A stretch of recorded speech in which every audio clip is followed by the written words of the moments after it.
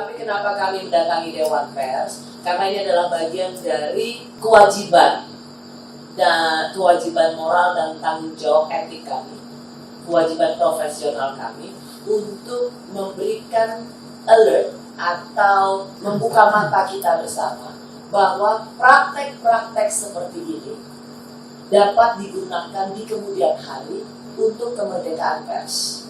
Karena akan ada masalah lain yang dianggap pemberitaannya tidak sejalan dengan kehumasan satu perusahaan tertentu, maka perusahaan ini atau kelompok ini atau badan usaha ini akan menggunakan akun-akun YouTuber binaan mereka untuk menyerang media massa. Sehingga kami, kalau saya sendiri Bu Ketua dan kami di Kompas TV, kami sampai pada kesimpulan bahwa apa yang terjadi pada kami itu sudah termasuk dalam upaya pemerasan.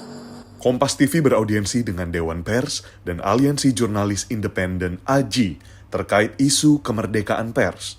Audiensi ini bermula atas gugatan seorang YouTuber terhadap unggahan berita Kompas TV dan Kompas.com di platform YouTube mengenai pemberitaan utang kereta cepat Indonesia-Cina atau KCIC yang membengkak sebesar 8,5 triliun rupiah. YouTuber tersebut yang disebut sebagai content creator binaan KCIC memprotes penggunaan visual kereta cepat yang digunakan Kompas TV dan Kompas.com. Padahal Kompas TV dan Kompas.com menggunakan visual resmi dari YouTube KCIC. Kami melihat ada sisa-sisa, ada ancaman persoalan yang harus dijadikan konsen bersama. Nah, salah satunya adalah itu tadi cara-cara untuk menekan ruang redaksi melalui model-model baru yang kaitannya dengan platform global dalam hal ini YouTube. Gini, secara kasus sudah selesai, tetapi dalam jangka panjang kami melihat bahwa harus ada keseriusan dan harus ada keberpihakan dari platform global dalam hal ini YouTube dalam konteks menjaga bersama kebebasan pers di Indonesia.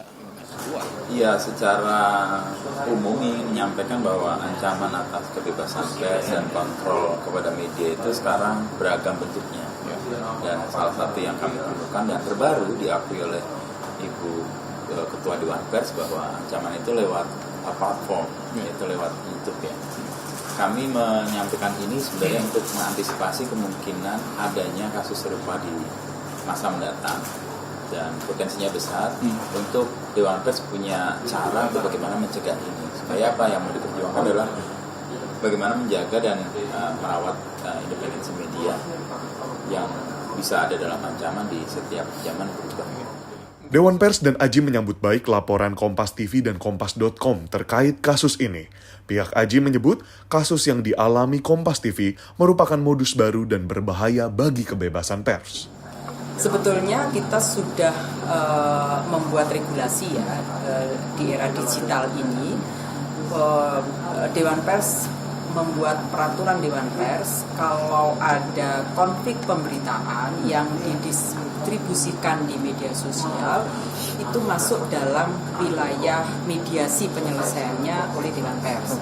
Jadi kalau ada pemberitaan oleh perusahaan persnya didistribusikan ke media sosial atau oleh wartawan yang ditugaskan oleh perusahaan didistribusikan di media sosial dan kemudian menjadi konflik oleh pihak ketiga, silakan datang ke Dewan Pers untuk kita selesaikan secara mediasi. Jadi itu saya kira platform juga harus menghormati itu karena ini bermuatan pemberitaan. Jadi jangan ada penyelesaian dengan cara-cara intimidatif, ya, pemerasan dengan meminta pembayaran sejumlah uang dan lain-lain. Kalau itu konflik pemberitaan, penyelesaiannya adalah dengan undang-undang baru. Serangan baru, tentu kita tidak berbicara nilai ya, berapa rupiah yang digugat oleh pemilik konten, tapi kita berbicara kemerdekaan persnya. Apalagi tadi kita tahu dalam penggunaan konten sebelumnya ketika beritanya tone-nya positif itu tidak dipersoalkan, tapi kemudian ketika beritanya menjadi berita yang kritis ini kemudian dipertanyakan. Artinya kita menduga ada kontrol informasi yang ingin dilakukan oleh KCIC gitu ya. Nah ini saya pikir cara-cara yang tidak tepat, tidak sesuai dengan mekanisme di Undang-Undang Pers.